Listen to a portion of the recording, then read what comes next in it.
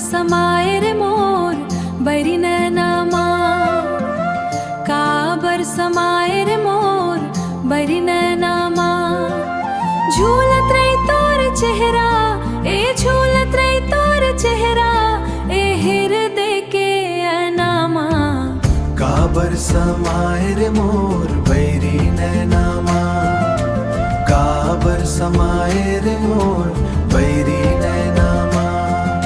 अपने अपन मोला हंसी आथे, सुरता म तोर रुवासी आथे। अपने अपन मोला हंसी आथे, सुरता म तोर रुवासी आथे।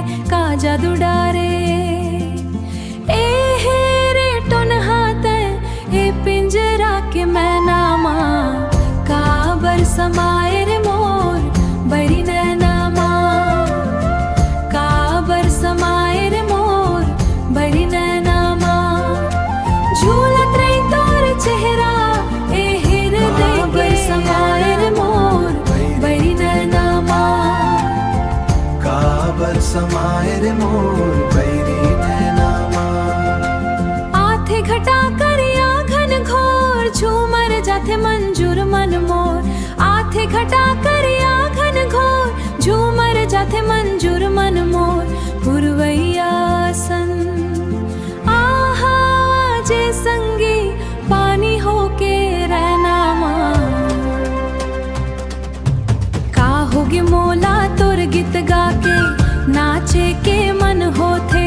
काम बुता मा मन नहीं लागे, धकर धकर तन होथे। धकर धकर तन होथे, आके कुछु कहते। ए हे संगवारी माया के बोली बैनामा।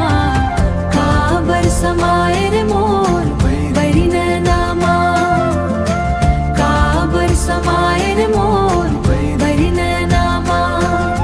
झूलत रही तोर चेहरा, हृदय के ऐनामा। काबर समाए रे मोर, काबर समाए रे मोर।